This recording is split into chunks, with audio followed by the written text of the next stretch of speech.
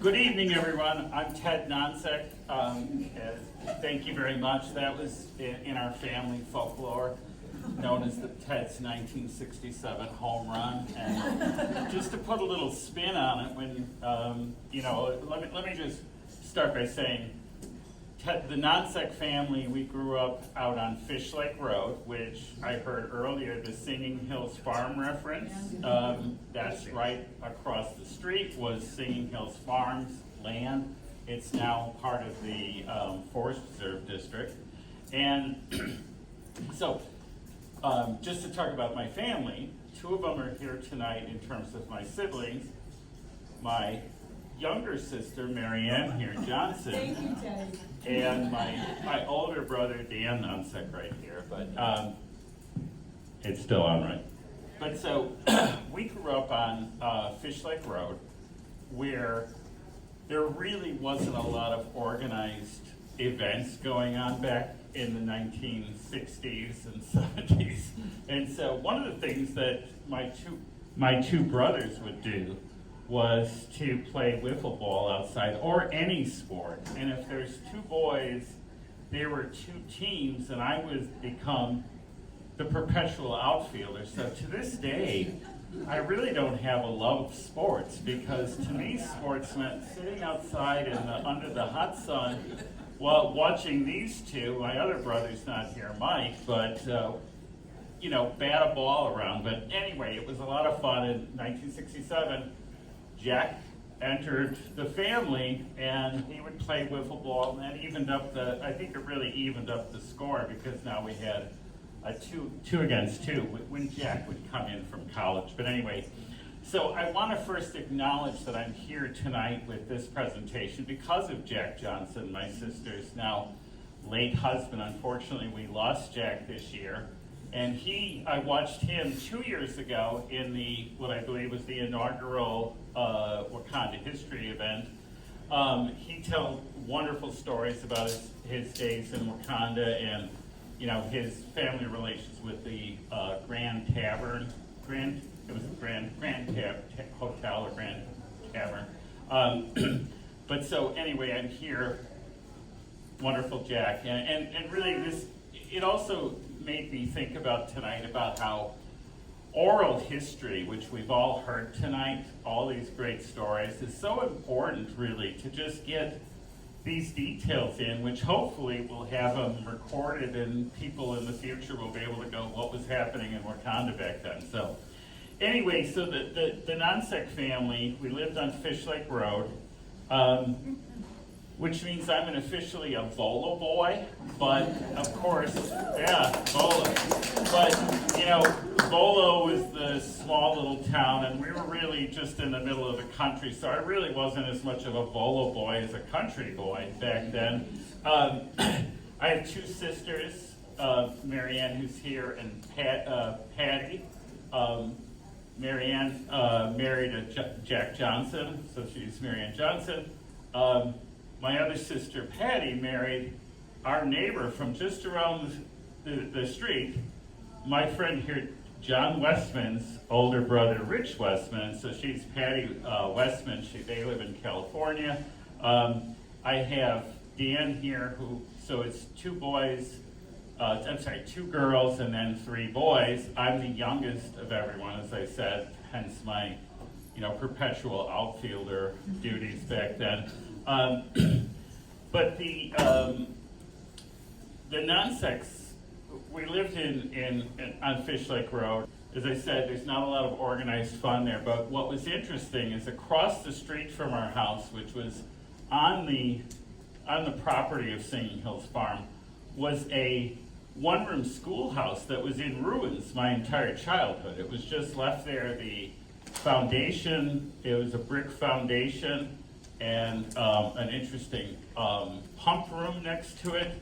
And I can tell you that thanks to Neville Carr, I was just meeting him and saying thank you for this, I was able to find on the historical site website a picture of the actual school, which I'll be honest with you, it's called the Vasey School.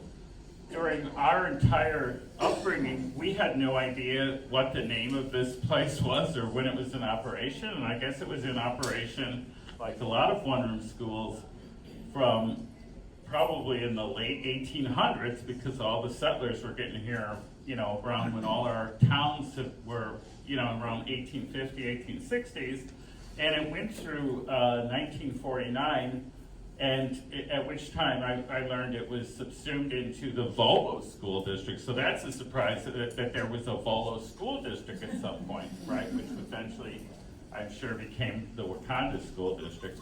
There was even a picture on the website of a bunch of scared-looking children and frightening-looking teachers, which, in researching for tonight, I was able to find out, it wasn't through the historical website, but I found by just searching for Vasey School, I found a 1920s article, September 1920, from the Libertyville Independent that had, the title was Lake County Schools, new teachers, or teachers this year in Lake County Schools, and I learned that there was an Esther Russell, which my friend John here identified a woman on this page when he saw it tonight as looking like, who was it? Cindy Russell. Cindy Russell, so I'm sure that's right around there, but pretty cool though that we had this place. And so as we were growing up, we would use the schoolhouse as kind of a play area. Boys like to play war games and so forth. We would, I mentioned that there was a pump room, which was like a concrete over the ground with a metal manhole cover, which I'm pretty sure originally was bolted shut with rusty bolts. Well, a few boys with some tools and some penetrating oil, we wanted to know what was down under that. And so we did eventually get those bolts off. And it's kind of interesting when you think about it. I was thinking about the theme of my discussion tonight is kind of like, it's a different time, because I cannot see modern day parents just going, yeah, you guys, you've been outside for a while with those tools, so what you been up to? Well, Mom, we found this underground bunker, that's been sealed maybe for, 50 years or something, and we're like in a submarine in there, and I'm pretty sure that my brothers probably forced me down there at some point and locked it up from time to time. But that was the kind of stuff that you could expect when you're the youngest of three boys out in the middle of nowhere. Eventually, that fun turned to like BB guns and shooting things around there. And so again, what could go wrong giving kids guns and letting them loose on their own? So I first met Rick Tannenberg here when I was in 7th grade. I guess this must have been I was just doing the math when you said you came back in 71. It's probably your first year back that you were a coach of the newly formed Wakanda Goal-Getters football team. I don't know, did you come up with that name? No. Because I think I heard later in the other discussion that it might be called the Chiefs later. Finally, people came to their senses. So I was in there in 7th and 8th grade. I had grown to sort of my full size at that young age, and so I was really a monster to the other kids. That league had a rule that there were two divisions. There was a peewee, which I think was 120 pounds and below, and then there was heavyweight, which was above 120 pounds. I weighed about 220 pounds at that point. So I was restricted from carrying the ball. I had a big X on my helmet. There were a few of us, big monsters, and the other teams, and this was, where you're playing other communities. So I remember the other teams would always put their monster against me, and you know, I don't know whether I was any good or not, but I mean, I was still a pretty young kid. I just remember someone from Mundelein on our very first exhibition game came and hit me in the balls on the first play. And I said, boy, I don't like this football. But so, the other coaches of the team were Mr. Tom Nolan, who ran the Nolan's Liquor Store. Bob Nolan. Pardon me? Bob Nolan. Oh, Bob Nolan, I'm sorry. Tom was his nephew that was on the team. So, okay, thank you for correcting me there. And then Mr. Mike DeHesses, who was the son of the DeHesses of the Rexall drugstore. So, being that big guy, I was, Coach DeHesses actually lent me he had been a college football player, and I think he'd been done with that. I'm not sure how old he was at the time, maybe in his 30s or so. Any idea? Late 20s. In his 20s, okay. But so, because of my size, I was always used as the tackling dummy. Like, we want to show you a new way of doing it. And I remember Coach DeHesses, he would hit me and I'd have those pads on, he's showing me that, and so forth. And I remember saying to myself, you know, I remember once he hit me so hard, it knocked the wind out of me, and I'm like, and I thought, the next time I'm really going to hit you. And I remember hitting him real hard. And I later heard from my brother, who was going out with Jack Johnson's sister. Jack Johnson's sister was best friends with Mike DeHesses' sister. And I heard through the grapevine, like, Ted, you really hurt him that time. So, anyway, it was a lot of fun, and you know, I didn't get a lot of coaching from you because I think you were coaching the kids who could carry the ball, and Mike was coaching the monsters like me that were just big dumb linemen and so forth. Just to talk a little more about that time, we had no facility to change in or anything, and I went to Transfiguration. After school, the way they did it, they would pair you up if you were from out of town with someone that lived in town. So I was paired up with Larry Jasek every day before practice. I would come from Transfiguration with all my pads. Like, I think we eventually figured out, could we leave the pads at the Jasek house? But I think that didn't always work because at the end of the night you were in a different spot. So I'd be lugging these damn pads across this town to Larry Jasek's house behind the high school, and then I think we had to walk back to where the practice was, which was over by the sewage plant. There was a field that was just, I mean, there wasn't a scoreboard or anything, it was just a field. And so I remember the second year, you guys were able to get us a really nice changing facility. It was in the actual public works sewage building. Like, it had pipes and all the smells, and it was good for your germ, you know, get you ready. So I actually had in the 8th grade year, I became all conference, which whatever that meant, I think I was just big, and so I got one of the awards. I think that was in Sports Illustrated. Yeah, I'm sure it was. So that was literally the end of my football career. I could have been a big star, the high school coaches. I think you even went on to high school coaching, right, after that? And I said, enough, you know, I'm not going to do that because my true love was for photography. And our family was of modest means. You know, we had a little camera and this, but I needed darkroom equipment and all sorts of stuff. So I ended up, as luck would have it around this time, my brother Dan here, he got a job as a night police dispatcher for Wakanda PD and fire, I guess. I mean, it was both. And that's where I got to meet my future boss, Kenny Dow. Kenny was a wonderful Wakanda man. I just saw him on the fire department film here, which was pretty cool to see. His father was also on that Pete Doll. And so working for Kenny allowed me, Kenny had a side maintenance business. He worked at International Harvester in Libertyville in the day, and he had operated this maintenance business where he had got contracts with the Wakanda Bank, the Wakanda Village Hall and police station. That was initially where we were all working.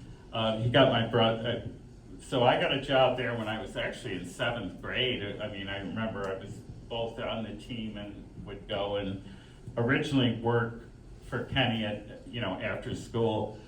But, by the time I got to high school, I just said, well, I want to make money. So I started making money, and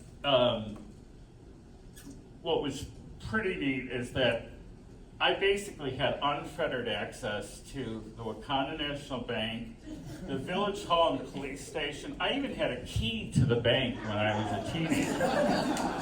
And I was thinking about this. There wasn't an alarm system on the bank. I'm sure there was an alarm on the vault, but I remember I was locking the door at night. I mean, it was really incredible.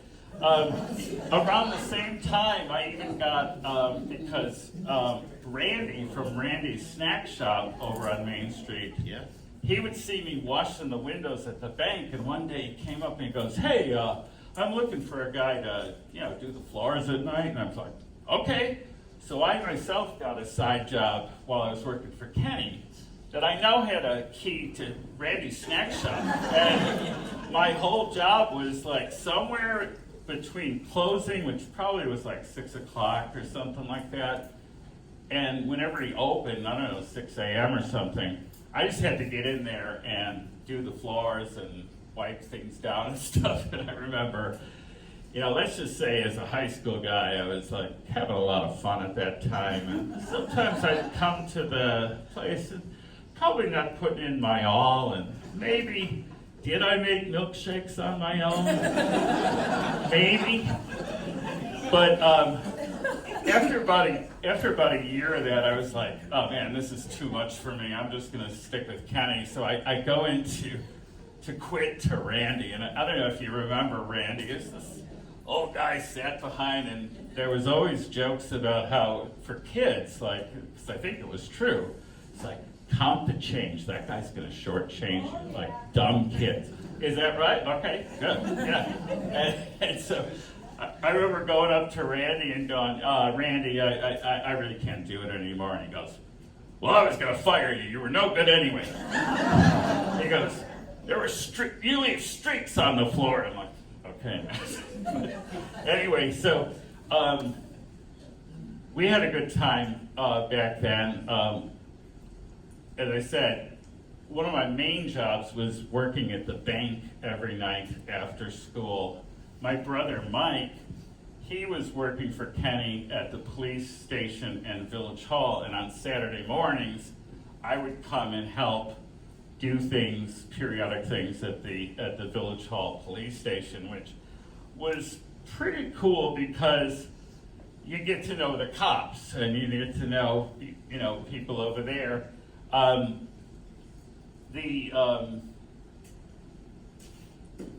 Sorry, let me step back. But you get to know the cops and so forth. And one of the guys that I thought was just an incredible person and role model for me as I got older was a fellow by the name of Jim Harris. And he was, I know my brother's class, Mike, there was some Harris, Jim and Tom Harris, I think, and this was their father, who I think replaced my brother Dan here as the overnight dispatcher. And I just remember this fellow just having the best. He could use foul language. He taught me so much. And you gotta find your role models where you can find them. So I had a fun time hanging out almost the entire 1970s on Main Street there where the bank was. And like I said, that was my main job. And Kenny Dowell, initially when I was working for him, he wasn't a member of the fire department yet. And his father had been a member for many years, I believe, and he really wanted to get on it. So much so that I think he had this red Ford Ranchero pickup truck that I'm pretty sure he bought because it looked a little like a fire truck. Yeah. So, but Kenny eventually made it on while I was working at the bank. And I would just say, one of the best things that would happen is when that fire whistle would go off, we'd watch before Kenny was on the department, we'd all just stop and watch the firemen run down to the Bushicks, running down, the guys with their blue lights in their cars and so forth. And so I would just say, when the boss is away, the teams can play, because Kenny eventually got, on the fire department, and some of the things that we would do when he was away, I don't know if you remember this, but there used to be this wonderful place, the Roasted Chicken place on Main Street. Yeah, everyone loved it. And, I came up with this very mean prank to play on the Roasted Chicken. They were primarily young women that were working there. Now, the Roasted Chicken had their number on the window, so it was dead easy for me in the pre-caller ID days. I'm in the bank, everyone's gone from the bank, we own the bank at this point, we got 100 phones to choose from. So in the summer, the young ladies from the Roasted Chicken, whenever they would have a lull, they would come out and sit on the curb on Main Street, 2 or 3 of them. And it occurred to me that, I have a phone, so they have to answer the phone. So they'd be sitting there, and I'd call it, ring, ring. They'd have to jump up, don't get it, hang up, go wait until they come and sit back down, ring, ring, get up again. Rinse and repeat until you got bored. So if there's anyone that was working in the Roasted Chicken in the 1970s, I apologize. It was a childish prank and I shouldn't have done it. So the other contract that Kenny got was at the Wakanda Post Office. And I just remember this is in the 1970s, some of the names that are there, and the fact that I can remember it shows how much they were ingrained in kind of me. I mean, I was just a teenager, but they accepted us as adults. Gary Mills, Don Hicks, Postmaster Mitch Biankowski, Paul Bacon, the sweetest man you'd ever want to meet, Paul Bacon, Irv Wysocki, Jim Papalorum, and Len Deasy. I recall Len, who was the operator of the Elm Theater. That guy was a real card. What an incredible character. I remember being in the break room, I don't know whether I was just in there, it was where my janitor closet was, and he would just barge in and start singing. I'm like, what's this? Well, he was doing his practice for Transfiguration's Night Train fundraiser back then. Just an incredible guy. If you remember where the post office used to be, I know they've moved it since then. I had to check because I just wasn't sure. But it used to be next to the big shopping center where the National store was. And it was just prime oogling territory for the fellas that were hanging around the post office. So anything interesting that would come by, they would just be like, hey, look at that. Oh, look at that. One time there was a guy standing in front of the post office, and he had holes in his pants, and it was pretty clear he did not have underwear on. And so Postmaster Mitch Biankowski, he sees us all laughing, and he goes on, and I think he said to the guy, hey man, I don't think you're showing us your best side. But that was a pretty funny thing, and it was sort of indicative of just the kind of lighthearted. I would just say, looking back at it, it was like the place was like an episode of Cheers, where these mail carriers would come in, and I was always there after school, so that's when they would come in, and they would be like, hey, hey, and so it was just like a really warm, inviting atmosphere. One time, Mitch, I was just doing my thing there, and I had just bought my first car, which actually, once again, was from the Jack Johnson family. I bought a 1966 Ford Fairlane from him, which was a little past its prime, had a little problems, but, as a teenager. One day, Mitch comes up to me and goes, "Hey, can I borrow your car?" And I'm like, in my family, you don't lend cars to people, like just random people. But anyway, I'm like, "You're the boss, so yeah, okay." So I just remember that Mitch was a big smoker, like a lot of folks back then. And when I looked in my ashtray, a bunch of cigarette butts, but there was also like a snuffed out marijuana cigarette. It wasn't Mitch's, it was mine. But what was really cool was the fact that Mitch never said a word about it. He had to have seen it. I don't think he just said, "Oh, I guess Ted rolls his own." But so it was pretty cool that one year, so my brother Mike, who's just a couple years older than me, he's not here tonight.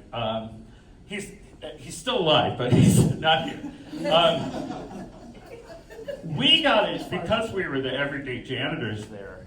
We actually got invited to their holiday party at Murr's Restaurant, which I think, as a big thank you, it was a big deal. And maybe, if I remember correctly, like they would always have lobster, like it was a big holiday party, thank you, and so forth. And so, remember I said kind of the theme is it was different times. So, I was 15, Mike was 17. And for somehow, they just let us drink our asses off at Murr's. And Mike had driven there in our, I'm not sure what year that he had a Mustang. 67. A 67 Ford Mustang. And so, at the end of the night, well, I also want to just point out something that I learned a valuable lesson that if you want to party hard, party with the local undertaker, because that's where I met Bill Kisselberg, who was the former postmaster, who was, of course, invited back for their Christmas parties every year.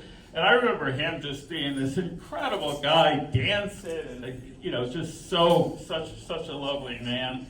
But so, at the end of the night, we had to figure out how to get home, and Mike was really. He wasn't going to drive that night. And so it was decided, I had a learner's permit and Mike was licensed, so I was I guess a little less than Mike. And so we drove home that night, and I would just tell you that the next day, we found that lobster all along the passenger side of Mike's plane. Not nice. As I say, a different time, and I'm happy that what doesn't kill you makes you stronger. So, one of the cool things about seeing the police stations on Saturday mornings, the bad kids, not like me, would have to come in and wash squad cars. So we'd see our fellow, we're getting paid, I don't know what you're here for. But that was pretty neat. And I suppose I could have been, they called it a station adjustment, I guess. So I think I could have been subject to a station adjustment. So